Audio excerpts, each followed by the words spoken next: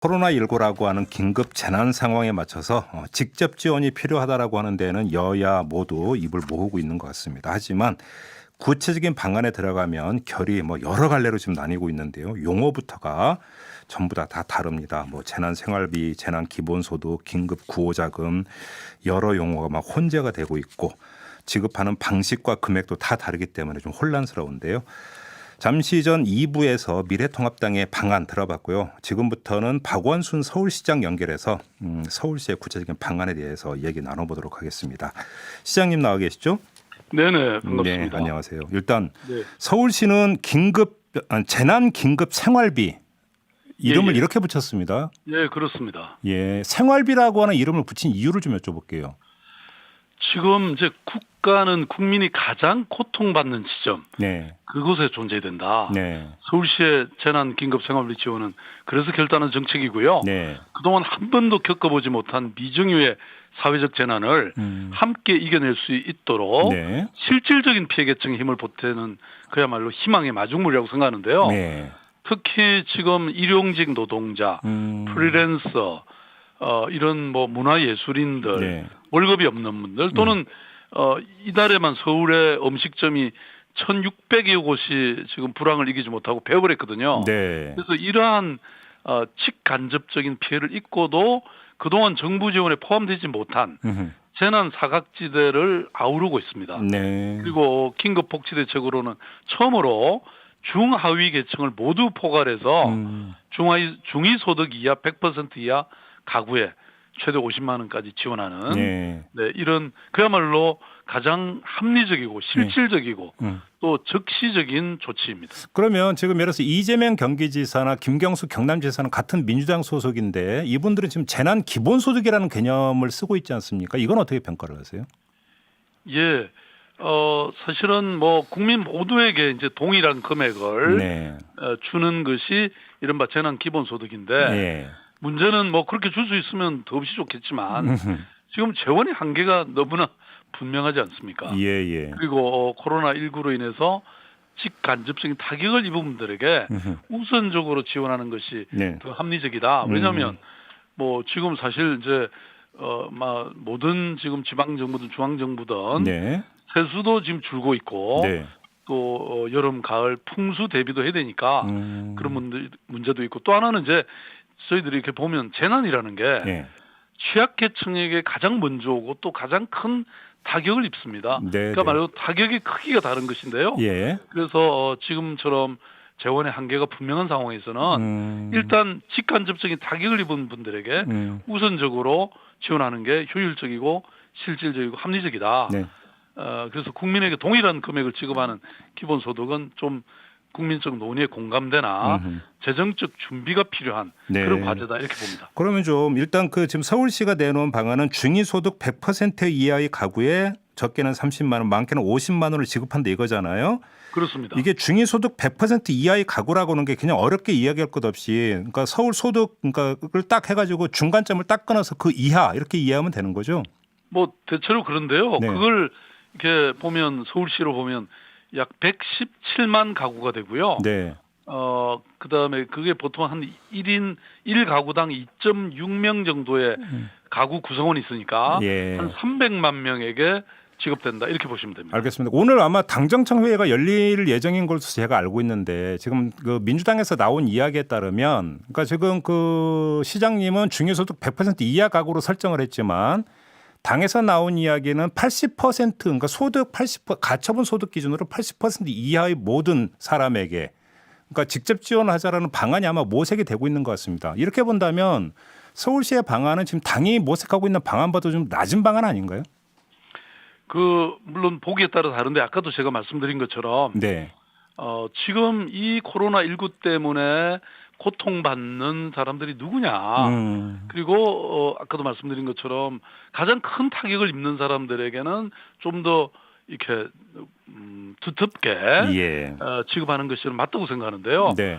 물론 이제 이게 앞으로 또 코로나19가 어디까지 갈지 이런 문제도 있고 그래서 네. 저는 이게 이번에 한 번으로 끝나지 않고 예. 두 번, 세 번도 지급될 수 있다고 생각합니다. 특별히 또 중앙정부는 아무래도 지방정부보다는 예산이 크지 않습니까? 네네. 그래서 사실은 제가 이미 그 정부의 1차 추경 이전에 저희들이 제안을 했습니다. 그때는 두 달간 네.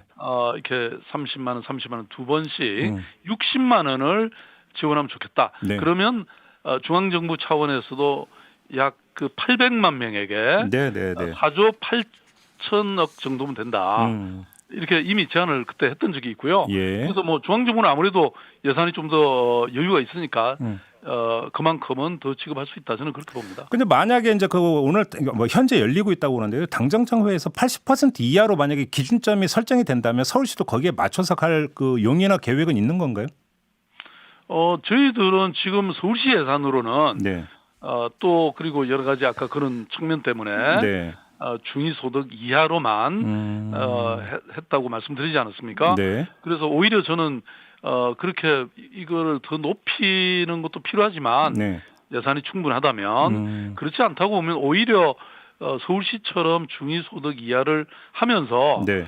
그 사실 뭐 30만 원에서 50만 원까지도 사실 어찌 보면 충분치는 않거든요. 그럼요. 그거를 예, 예. 오히려 두 번, 세 번 이렇게 저는 주는 것이 더 합리적이다 이렇게 봅니다. 알겠습니다. 이제 관련해서 나왔던 이야기를 좀 모아서 그러니까 질문을 대신 드려야 될 것 같은데 조금 전에 저희가 인터뷰했던 미래통합당의 송원석 의원은 서울시의 어떤 중위소득 이하 어떤 그 지급에 대해서 이건 계층 차별이다 이렇게 비판하던데요. 어떻게 받아들이세요? 제가 방금 말씀드린 것처럼 예.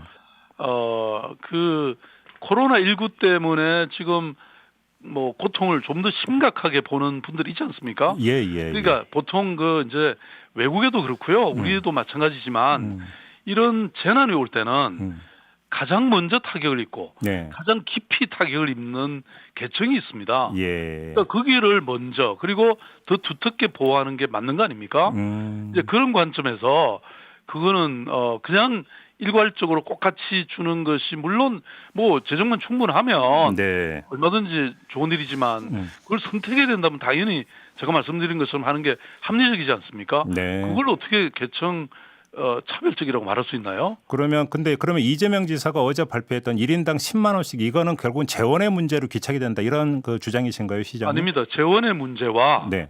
그다음에 말하자면 뭐 더 우리가 보호해야 될 대상이 누구냐, 더 타격을 입는 사람들이 누구냐, 네. 이것을 보는 것이 합리적이고 네. 실질적이고 예.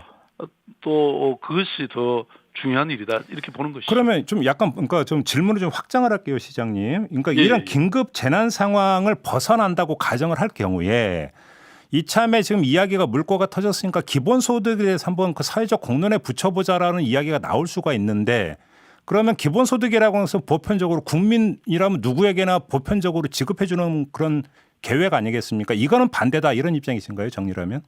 그렇지는 않고요.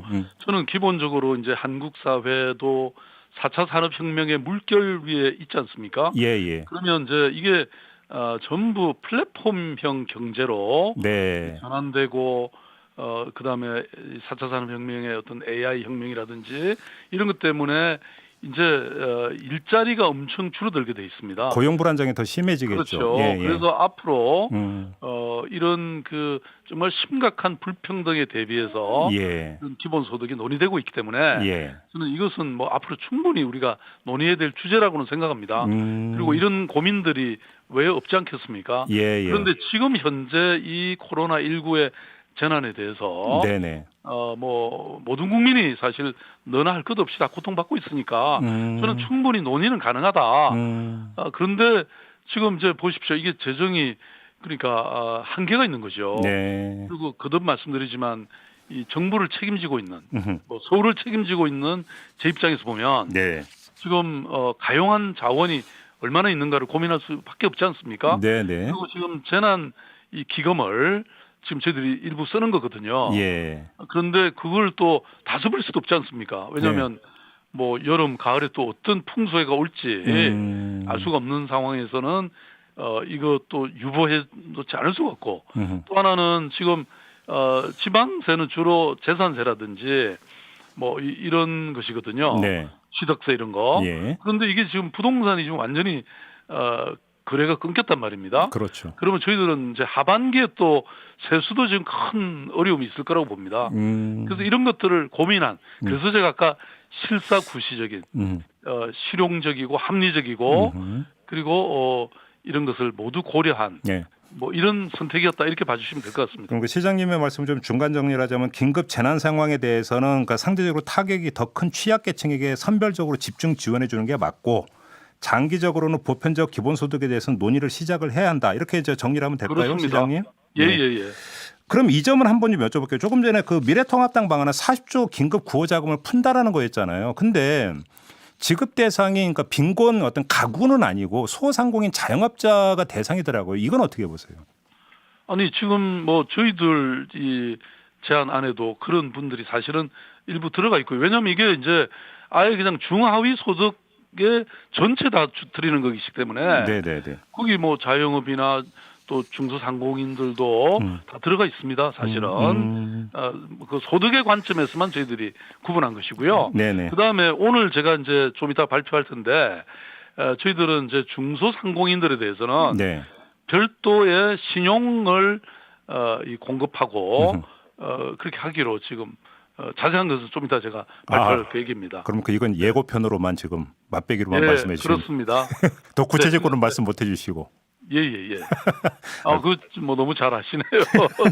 네, 알겠습니다. 그럼 더 네네. 여쭙진 않고 이왕 그 시장님 모신 김에 다른 문제 좀 여쭤볼게요. 지금 신천지를 상대로 2억 100원의 손해배상 소송을 제기를 하셨어요. 네네. 근데 이 100원에 대해서 언론이 주목을 하던데 이거는 그러면 청구액이 앞으로 더 늘어날 수도 있다라고는 예고편이다 이렇게 해석을 하던데 맞습니까? 그렇습니다. 일단은 이 재판이 네. 합의부에 갈 수 있도록 청구 금액을 그렇게 했던 것이고요. 기준이 2억이라면서요? 실제로는 앞으로 이제 이게 방역 비용이 구체적으로 얼마나 될지, 그러니까 신천지 때문에 확진자가 얼마나 생겼고, 네. 또 그 확진자 때문에 이 자가격리한 사람이 몇 명이고, 네. 또 그것 때문에 치료비와 행정비용이 얼마나 들어갔는지 이런 걸 따져서 네. 구체적으로 앞으로 확장해 가겠다 이렇게 보시면 됩니다. 그러면 이게 이제 그 갈수록 청구 금액은 뭐 훨씬 더 늘어날 수 있다라는 거고요. 뭐 그렇다고 봅니다. 사랑제일교회에 대해서는 어떻게 하실 계획이세요? 저희들이 지난 그 주일에 네.